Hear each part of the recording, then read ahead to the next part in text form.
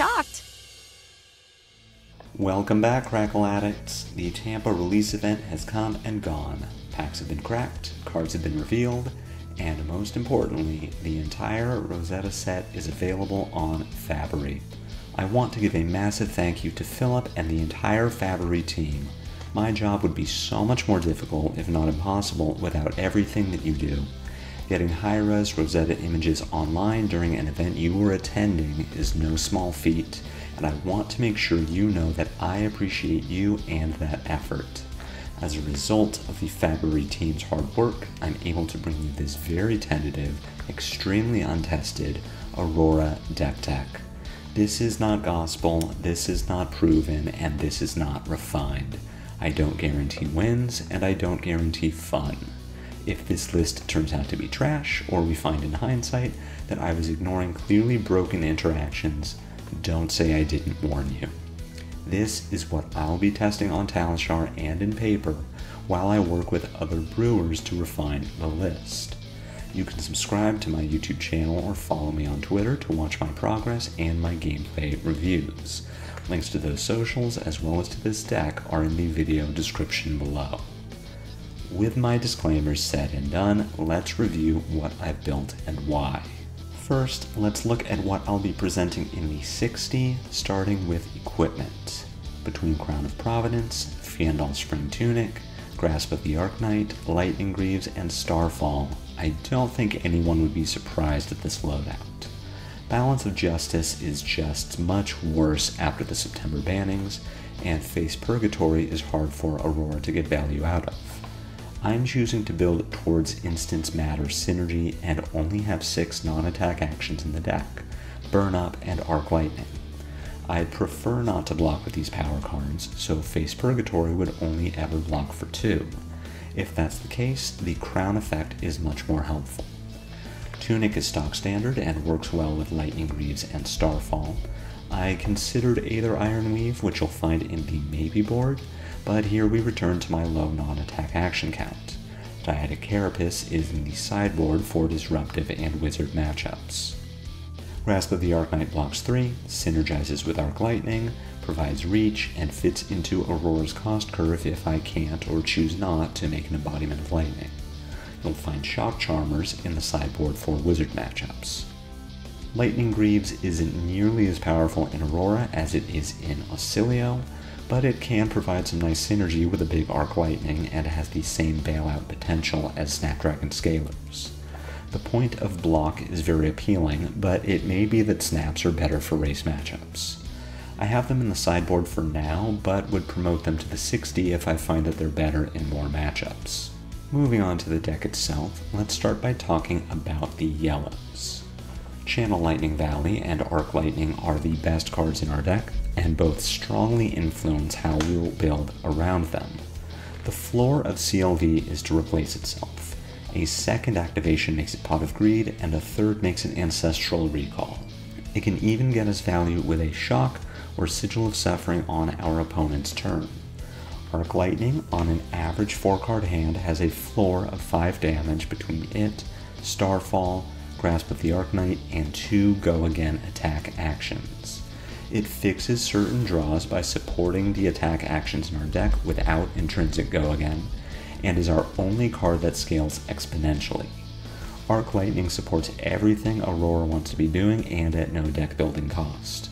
I've previously called it turbocharged Art of War, and I stand by that statement. Let's move on to the blues. Current Funnel and Heaven's Claws are the only 3-block blue lightning cards in the game and should make every Aurora deck 100% of the time. Current Funnel having great text is pure upside, but I'd be happy to play it with no text and no attack power. Besides those two, I've chosen to prioritize lightning cards over block value. All 3 can pay the Channel Lightning cost of CLV. It shouldn't surprise anyone that keeping CLV around for as long as I can is a top priority. Electrify out of the arsenal is Energy Potion that turns on Starfall and Aurora's ability. Blink and Sigil of Lightning are where we start to see the potential detriment of the Instance Matter build. Not only do they not block, they are extremely situational. Both are meant to support specific power cards in Gone in a Flash and Blast to Oblivion, which, while not as obscenely powerful in Aurora as they are in Acilio, are above rate with relevant effects. More on those later. Blink can keep our turn going after a Snatch or Command and Conquer, and playing a Sigil of Lightning frees up resources to activate Grasp. However, we can't discount serious downsides in that neither card blocks, and both are susceptible to Format All-Star the weakest link. I've seen discussion on Discord that Aurora may be best built toward non-attack actions rather than instants, and these two lend a lot of support to that theory. As I've teased, there are very good reasons to play these instants, which brings us to the reds. Being a Lightning Rune Blade, Aurora has the advantage of playing entirely above rate attack actions. Despite her moniker of Lightning Fi, you won't find head jabs here. Starting with our instants, Electromagnetic Somersault enables above-rate plays on offense and defense. Lightning Press pushes relevant on-hits over blocks such as Snatch and Static Shock, and Electrostatic Discharge is a lightning starter that pairs well with the aforementioned Gone in a Flash. Arcanic Shockwave and Burn Up are 5-power 3 blocks, and Light & Strike is a 5-power 3 block when paired with Embodiment of Lightning, and Entwine Lightning and Lightning Surge are 0-cost 4-power go-again attacks after jumping easily achievable hoops. Command and Conquer, as well as the weakest link in the sideboard, replace a use of Aurora's ability in a turn to present very relevant on-hits and pair well with Embodiments and Arc Lightning. This brings us to the crux of the Aurora deck building problem. Are Gone in a Flash and Blast to Oblivion good enough to build around? No one would argue that 4-power Reset CLV and 4-power Draw a 4-power are bad.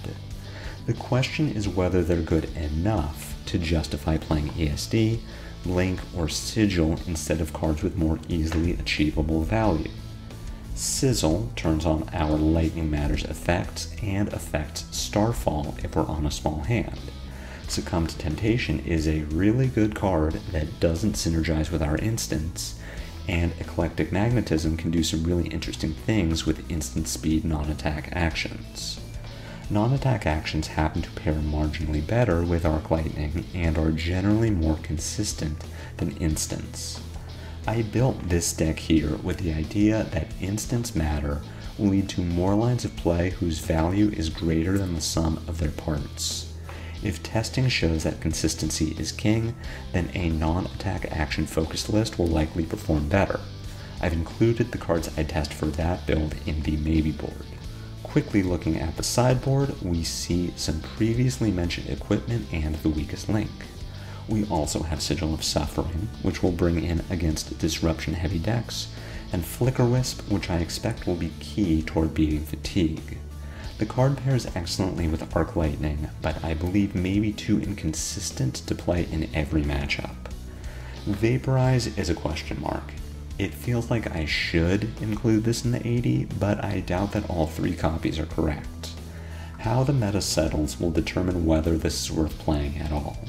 If none of the top decks create or play auras, which is unlikely but possible, then Vaporize has little value. I'll get back to you on this one. Creating this first pass at Aurora has been super interesting, and I'm glad that I can share it with all of you. Please, if you decide to play with this list, let me know how it goes. I need to know what works and what doesn't for my own improvement and tuning. Aurora is a deck building puzzle, and I suspect it will take time and a lot of iterations to find her best build. The work starts soon. When these cards are implemented on Talishar, that's where I'll be. I have some content in mind until then, so check back in to Daily Fab Gameplay. Until the next time I see you, take care.